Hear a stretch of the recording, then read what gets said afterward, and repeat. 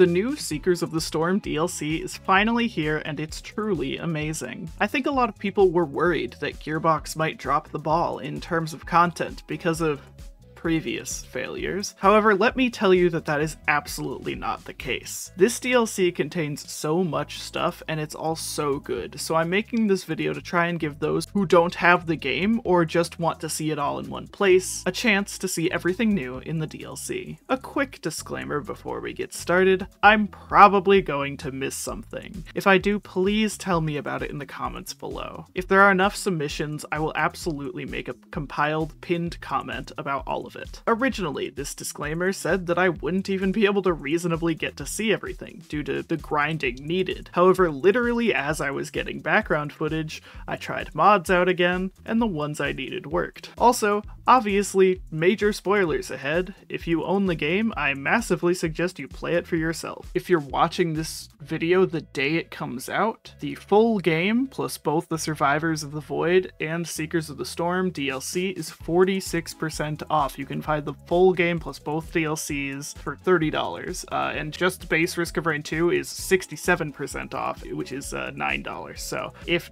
you're, weary about buying it, now's a better time than ever. Anyways, let's get into it already. Hey y'all, Editing Socks here. It has come to my attention that apparently a lot of people are disappointed with the DLC as a whole, and this has me very confused. I think that between the content and quality of life changes combined, this game is at the best it's ever been. Now, I haven't played as much as some of your other favorite Risk of Rain 2 content creators that you're parroting opinions from, but I feel like I've definitely played more than the average player, and my opinion still stands here. Part of this may just be the novelty of playing with the new stuff, but at the same time, I really don't get a lot of the complaints I'm seeing.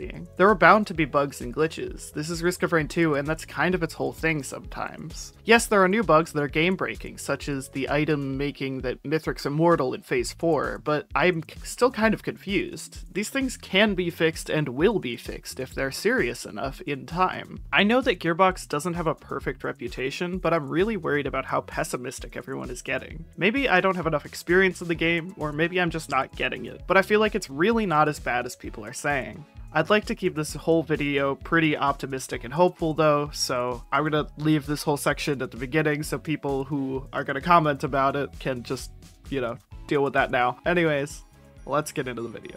The first and most exciting thing about the Seekers of the Storm DLC is the 3 new survivors: Seeker, Chef, and the third survivor that I'll talk about later when I get to the new ending of the game. Seeker is a survivor with a similar vibe to Artificer, and they are free when you buy the DLC. Their abilities include a mid-ranged piercing primary attack called Spirit Punch that explodes on the 3rd hit, dealing slightly more damage. A large area of effect punch, secondary attack that targets similarly to Artificer's Ice Wall that stuns, deals decent damage, and heals you for every enemy you hit. An alternative secondary for those who want a closer range brawl style that causes orbs to float around you slowly, dealing damage to enemies that touch them and giving you barrier on hit. This alternative secondary is unlocked by hitting 3 airborne enemies with the 3rd explosive hit of your primary. Their special turns them into a ball of fire that can freely move around, similar to the volcanic egg. Ending the ability makes you explode, dealing damage to nearby enemies. You may stay in the ability for as long as you want, but you will start taking damage at 20% per second after 4 seconds of being in the ability. During this time, the damage of the explosion will also grow larger. Their final ability, and the coolest one, is their special, where you enter a Zen state and have to complete a 5-input QuickTime event. Making a wrong input cuts down on your timer, but speaking from experience, it's really not that hard. After doing it, all enemies within range take a little bit of damage, your allies are all healed, and you gain a stack of Tranquility. Tranquility is their passive, which for each stack you get after using Meditate, you gain damage, healing, speed, and more, as according to the description. This is very vague, and I'm sure someone will find out how the specific stats are changed in the future. Anyways, after reaching 7 stacks of Tranquility, you can apparently revive all of your allies and teammates, which isn't super useful in single player. They are a complicated character that really isn't for everyone, but I'm sure they'll have their fans. I think they're most comparable to Captain, with high primary damage and decent support capability. The next new survivor is Chef, whom you unlock by finding him on one of the new maps, which we'll talk about later, and putting a Cautious Slug, Bison Steak, and Infusion in the walk in front of him. His abilities are deceptively simple.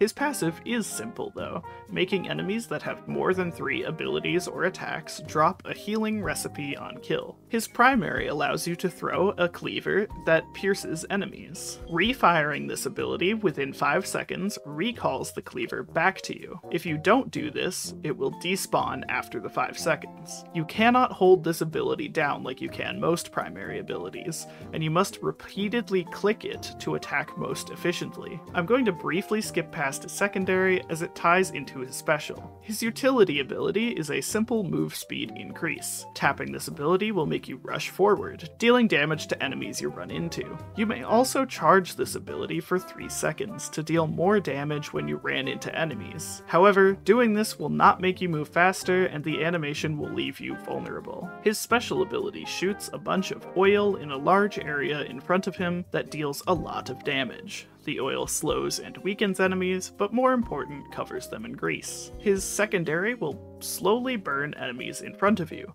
However, you almost never want to use it alone, as enemies covered in grease will take much more damage from the fire. He also has an alternative special ability which, after activating it, empowers the next use of your other abilities. Empowering the cleaver makes it shoot multiple cleavers that immediately come back to you in all directions. The empowered secondary shoots 3 fireballs on top of its original use and also deals more damage, and the empowered utility deals much more damage upon also doing this big spin attack. This alternative special is unlocked by killing 10 bighorn bison by covering them in the grease and then burning them to death. Chef is a character for those of you who like it when your abilities have synergies with each other, and others that just want to play as Chef. I wasn't his biggest fan, but I did enjoy the few games I played. There are 18 new items added in this update. 5 whites, 6 greens, 5 reds, 1 lunar, and 1 equipment. Technically there's 1 yellow, but it's not like an item that you can find in the logbook. We'll talk about it later, don't worry. I will be skimming over this bit, as reading their specific stats isn't really necessary, and I wanted to keep this video as digestible as possible. I will have their stats on the screen though. Starting with the whites, we have the Warped Echo, which halves the damage you take, dealing the other half to you 3 seconds later. This can only happen once every 10 seconds, and each stack increases how many times it delays the damage. The Chronic Expansion, which increases your damage by 10% after killing 5 enemies in quick succession. This buff lasts until you leave combat. The Knockback Fin, that has a 7.5% chance to knock enemies into the air on hit. Further stacks, increasing the knockback. The Bolstering Lantern, that increases your damage by 20% when you drop below half health. And the Antler Shield, that has a large chance to reflect 10% of the damage you take back at the enemy that dealt it. The greens include the Chance Doll, that give you a 20% chance to get a higher rarity item from a Shrine of Chance. The Prayer Beads, which stores 20% of the stats you gain on level up, and gives you extra stats when you lose the item, which you can do through scrapping, printing, or using a soup. It's a very weird item. The Luminous Shot, which makes the next hit from your primary skill deal 150% extra damage after you use your secondary skill. The Sail Star, that makes it so that the first chest you open in an environment gives you 2 items. Further stacks give you a chance to gain more than 2 items from that first chest. The Unstable Transmitter, which deals 350% damage to nearby enemies and teleports you randomly when you drop below 25% health, on a cooldown of 2 minutes. The Noxious Thorn, which gives you a 25% chance on taking damage to inflict all nearby enemies with 2 stacks of bleed. If the enemies affected already have 1 or more debuffs, they instead gain 2 more stacks of those debuffs. The legendaries include the Growth Nectar, that increases all of your stats by 20% for 5 seconds when you gain at least 5 buffs on you. The War Bonds, which gives you 75 gold at the beginning of a stage.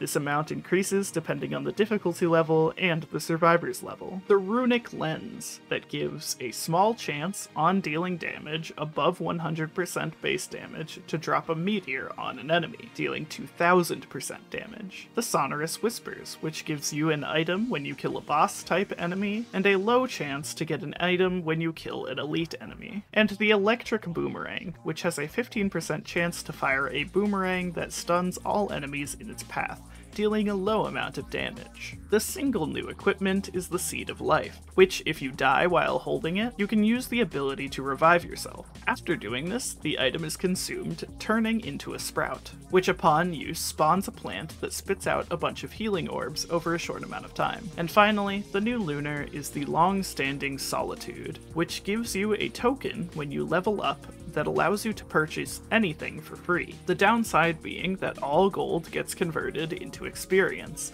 and that anything that costs gold has its price doubled. This item is another lunar that is all benefits, as the benefits completely outweigh the downside. Further stacks give you an additional token upon level up. There were unfortunately no new void or boss items in the update. There was a boss item, but it's not really an item that you pick up. Just wait. There are 3 new regular enemies added with the update, each of which I'll give you a brief description of their attacks, as well as some small tips on how to deal with them. The first of the monsters, and the most recognizable, is the Halcyonite, a large enemy with 3 abilities that spawns post-loop or with the Halcyon Seed. This monster is pretty different from the most, and very important to one of the mechanics later, so I'll save its description and tips to beat it till later when we get to its main mechanic. The second is the Scorchworm, a medium enemy that digs underground and tries to get close to you. Its first attack is to burst out of the ground below you, and it deals a lot of damage when it does this. And the second is to create an AoE attack that burns you when you're inside it. They are fairly easy to avoid, but should be kept track of because of their ambush. If you don't kill them fast enough, they will burrow back below the ground, so try to focus them out if you can. The area of effect attack is very obvious and has a very limited range, both in size and how far they can throw it, so gaining height or distance from the Scorchworm is a great way to avoid its attacks. The last enemy is the Child, which will never not be a hilarious thing to say. The Child is a small enemy that has 2 abilities. The first is a homing ball attack that deals a lot of damage when it hits you, but is very small and easy to avoid if you see it. And the second is the ability to teleport away once you get them below at least 75% health. They won't teleport far, but will gain some armor for a few seconds afterwards. The children can be treated similarly to larvae, but with a little bit less caution. They are very easy to deal with, and oftentimes they teleport to a place that is more dangerous for them anyways, or you instantly kill them before the TP in the first place. Try to keep an eye on the ball as they shoot it, as it can really hurt, but it won't chase you forever, breaking after a bit. Enemies can now spawn with 2 elite aspects. The first, and more common, is the aspect of gold, that allows the elite enemy to siphon gold from you whenever you damage them. If you see a gold elite enemy that looks like it has a shield around it, try to avoid shooting it, as it will take money from you on hit.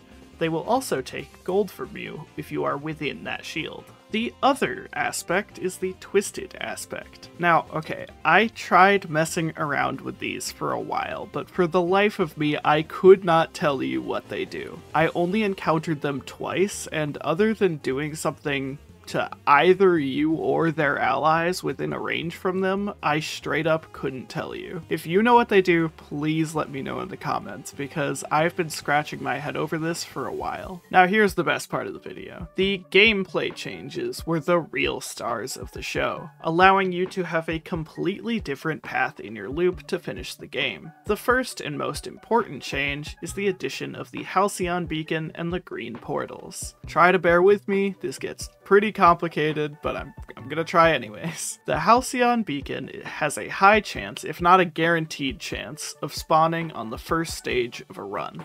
and it looks like this. Upon interacting with it, it will spawn a few enemies and start siphoning gold from you when you are in its area of effect after a 5-second animation. The gold siphoned will slowly charge the beacon, the progress of which can be seen as it slowly becomes gold from the bottom to the top. Regardless of which stage you find it on and how much gold you have, it will take a minimum of 1 minute to fully charge. Once the beacon is charged fully, a Halcyonite with a new gold elite aspect will spawn. The Halcyonite, as previously mentioned, is a new large enemy that could be considered somewhat of a mini-boss. It has 3 main attacks. A simple swipe with its sword when you are close to it. This attack is its scariest and should be avoided at all costs, as it deals a lot of knockback and damage. Just try to keep your distance and you'll be alright. Its next attack is a movement ability where it spins very fast and tries to hit you. I am honestly convinced that this does not actually hurt you, as it's gone straight through me before and hasn't done anything. It gets stuck on things a lot too, so just try to put cover between you and it when it does that, so you'll be fine.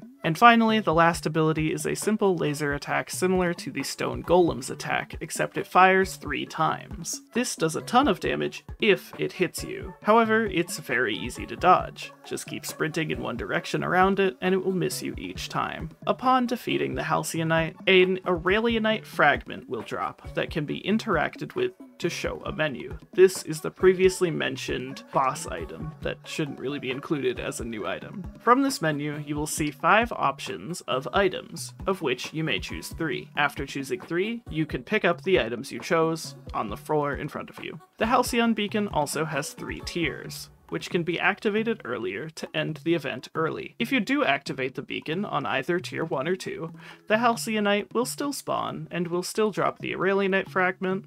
However, it will be weaker. On tier 1, the fragment will only give you 3 item options, of which you can only choose 1 of them, and on tier 2, it will give you 4 item options, of which you can choose 2. Each tier will be signified by a burst of light from the beacon, or by just looking at the beacon. Tier 1 being the middle third of the beacon, and tier 2 being the upper 1/3. Now try to stay with me here, because this next part is just really confusing.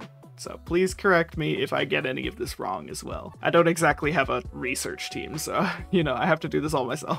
Upon taking the green portal on stage 1, you will be brought to the next stage, as you would if you took a normal teleporter. After doing this, every teleporter will have a green orb around it, which, after beating the teleporter fight, will spawn a green portal. Taking this portal after stage 3 will bring you to the Prime Meridian, a new final stage. This stage can look daunting, as once you start moving towards the arena at the top, a ton of high difficulty enemies will start spawning and meteors will start raining down upon you. But don't worry, all you need to do is run past all the enemies that spawn, and focus on platforming up the debris. There are Aurelionite geodes along the way if you need them, a new interactable which will give you a 50% barrier a few seconds after interacting with them. They will also cleanse you of debuffs. Keep this in mind later. Once you finish platforming, take the jump pad up to the checkpoint area. Here, no enemies will spawn, however, some may chase you up if they have flight and see you. Because this is a hidden realm, the timer does not increase, and you can take as much time as you want to use the many soups available in this area. Once you're ready, proceed up the ramps on the side of the area to take the jump pads up to the arena. Once you do this will happen. Is this the first instance of rain in this game? It might be, which is really funny. Alright, what's good up here? Hello? Hi? What's up, bud? Whoa! Whoa! Whoa! Whoa! Holy shit! Oh, you're cool! Oh, you're so cool, dude! Now it's time for the new boss fight versus the false sun. I will try to explain each phase now. The first phase is fairly easy. The boss has a few attacks, the first of which is a dash, which can be avoided by simply sidestepping him in any direction. He will immediately do this upon starting the fight. After dashing, many pillars will spawn in the area he dashed. Similar to the Mithrix fight, just don't touch these. The secondary ability is a shotgun spread of rocks that the boss will shoot at you. This can be dodged fairly easily as the projectiles are relatively slow, but even if you are hit by them, they don't really do that much damage. The last attack is his basic slam attack. This should be avoided at all costs, and ruined basically all of my runs when trying to beat this guy for the first time. It does a ton of damage, and he can do it very quickly. During the whole fight, you should keep your distance as best you can to avoid it. The second stage is about the same. Now, the meteors from the approach to the arena will also be here, so keep moving. Some stone golem enemies will also spawn, which can be utilized to proc on-kill items, but can mainly be ignored, as long as they don't really bother you. His new abilities include crystals that sit latently on the battlefield. These can be used as cover for attacks in this state. Eventually, they will begin to start blinking and explode after a short time. Keep your distance from them when they do this. The next attack, and everyone's least favorite despite the DLC only being out for a day, is the laser attack. This attack will be broadcasted by blue lightning collecting around the false sun's face. When this happens, get to cover fast. To dodge the laser, try to put cover between you and the boss, whether that be one of the pillars or even one of the stone golems in a pinch. I'll try to draw a diagram of it, but try to put yourself around here in relation to the pillar. This is because the boss will attempt to close the distance and use the slam attack from earlier. This can still hit you through the pillar if you are too close, but you can sometimes get him stuck on the pillar. Just try to loop it like it's Dead by Daylight or something, I don't know. Remember that there are constantly spawning Aurelionite geodes in the arena that can always be used as a free barrier in a pinch as well as cover if you need it. The third stage is the scariest. After a short animation, the false sun will take away your abilities and begin to pursue you. During this time, run to the nearest Aurelionite geode. Interacting with one will give your abilities back, as it will cleanse the debuff that takes them away. Because of this, I highly recommend that you bring movement items into the fight, as you will not have access to any of your movement abilities. You can still damage the boss before you get your abilities back in a few ways. The first is to have an item like the Tesla coil that deals damage automatically, or have an offensive equipment like the Royal Capacitor. Try to put as much pressure and damage as you can on the boss once you can. If you do not kill him fast enough, he will take your abilities away again. There is one more attack that this boss utilizes here, and that is the slowly rotating electric balls that will rotate around him, dealing more damage and slowing you. Again, best solution to this phase is to run and deal damage when you have made enough distance. Upon beating this phase, congrats, you beat the boss. Now you receive another Aurelionite fragment with higher tier loot in it, of which you can choose one item to take. Then, you may approach the Shrine of Rebirth and offer it an item. Doing this will end the game. What this does is interact with the new artifact of Rebirth, which is unlocked upon offering the item. This artifact works by selecting it at the character select screen, as you would any other artifact. Here, you can see the last item you offered to the Shrine of Rebirth. Upon starting a run with the artifact of Rebirth, you will have the item you offered when loading into stage 1 right in your inventory immediately. This item will be lost from the artifact at the starting screen after you die, or if you complete the run, or if you replace it at the Shrine of Rebirth again. Now, if you don't want to end the run there, you can interact with the light green portal at the right side of the shrine. This will bring you to the new stage 5 map, which we'll talk about later. Now it's time to talk about the third new secret survivor, the False Sun. Once you beat the False Sun in his fight for the first time, you unlock him as a playable character. The False Sun is a loader alternative that combines oppressive long-range damage with a very fun close-range playstyle. His first ability is a simple swinging melee attack, similar to loaders, that deals pretty decent damage. Holding both the primary and secondary attack buttons charges a slam attack that deals up to 1500% damage at its full charge. His secondary is 4 charges of lunar spikes that deal a low amount of damage. The value of them is that they are infinite range and also interact with his passive, which allows a low amount of attack speed and armor per lunar spikes unused, and a low amount of movement speed and regeneration per ones used. It's hard to explain, it makes sense when you play the game. I couldn't visualize this really.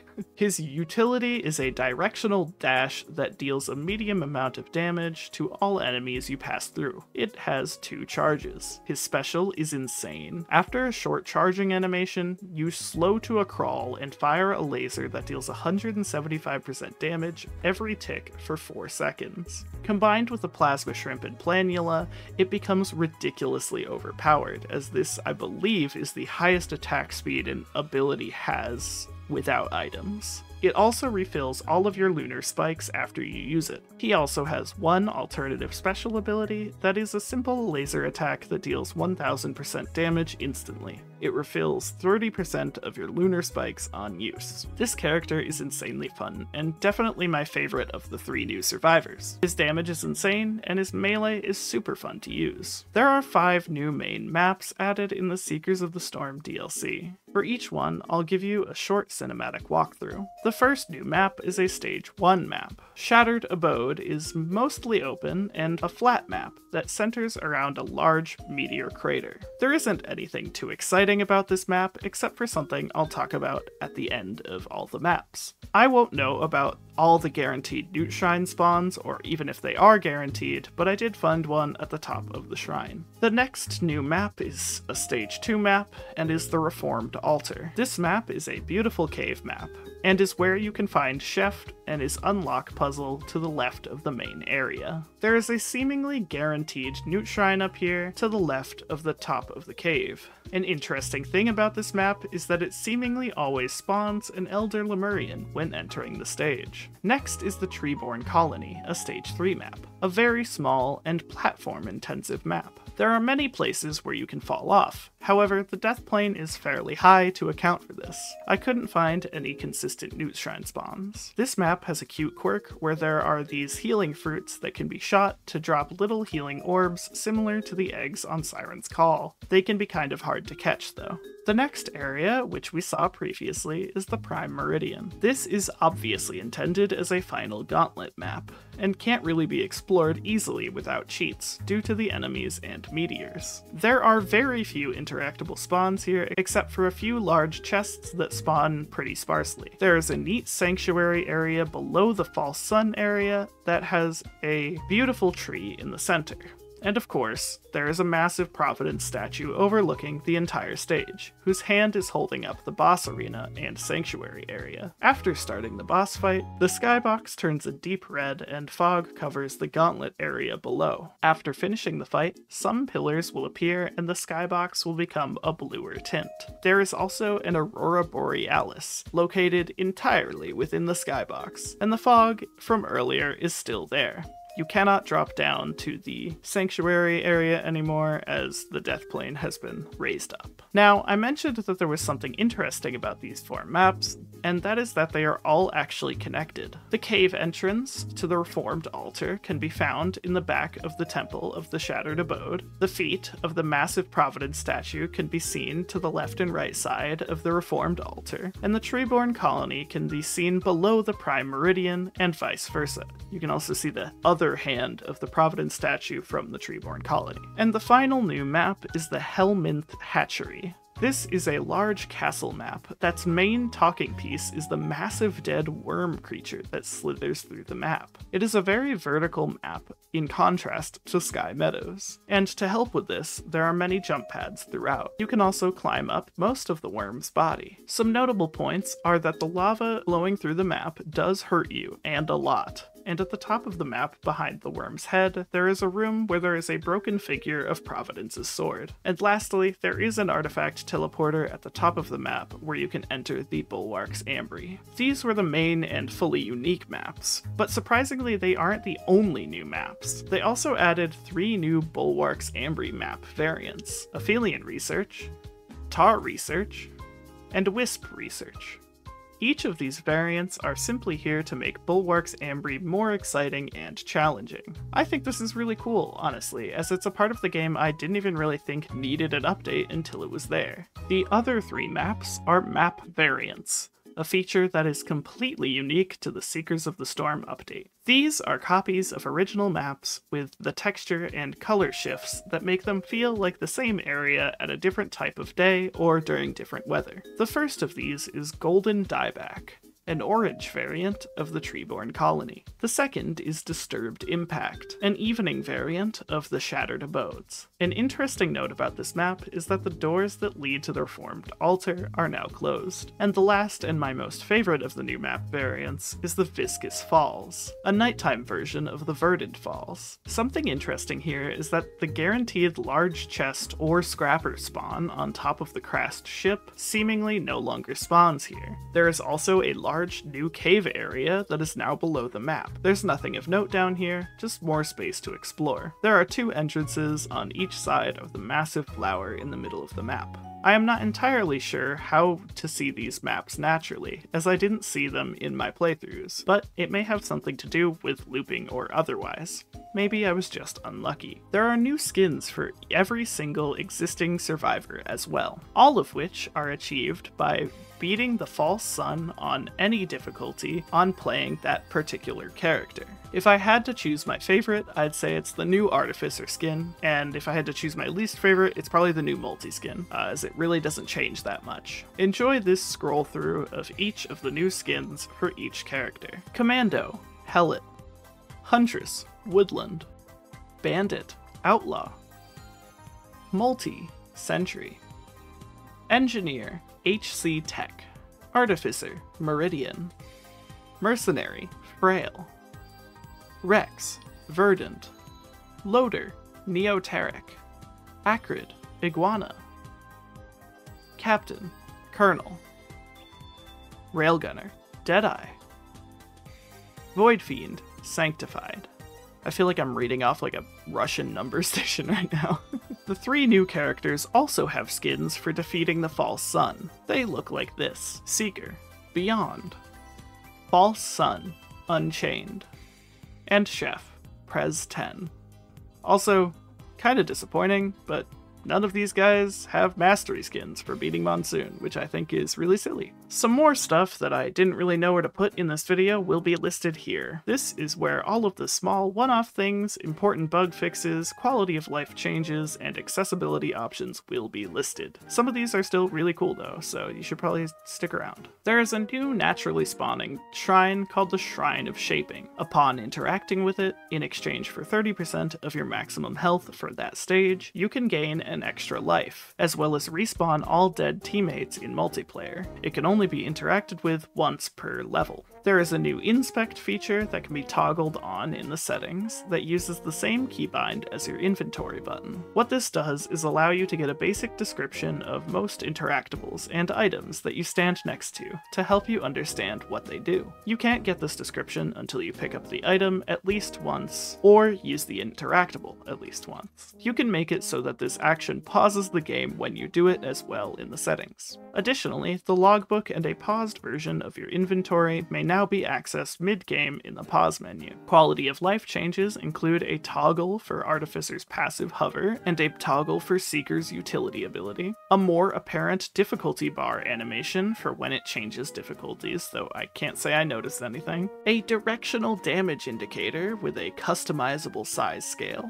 the ability to toggle your inventory on and off, an option that makes it so that if you ping the teleporter, it stays pinged no matter what, and you can find it later in the map. There's also an accessibility setting that makes the sparkles around the teleporter larger from when you are farther away, so it's easier to find. Items in Multi-Shop don't glow from afar anymore. I don't know if I like this one. Blind pests and brass contraptions now miss their first shot if they spawn off screen to make them a little bit less frustrating. The 3D printer and scrapper UI has been reworked slightly. You can pause in multiplayer finally. There is a toggleable tutorial mode in Drizzle that walks the player through basic mechanics as well as highlights most important interactables. This can also be used for people with vision difficulties. The black screen upon completing Prismatic Trials bug has been fixed finally after 6 years. They finally removed the comically loud loader thunderslam noise. Switch players can now finally play Eclipse and push the pots on the abandoned aqueduct, and finally,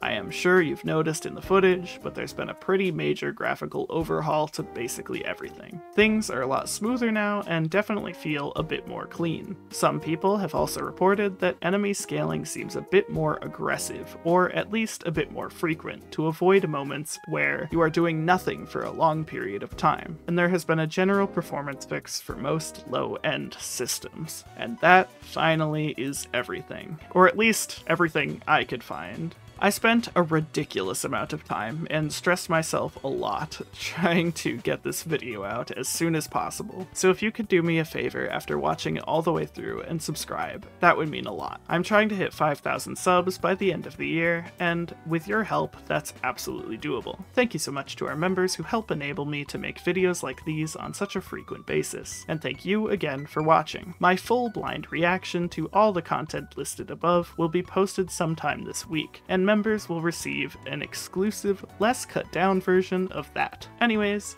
thanks again. Bye-bye.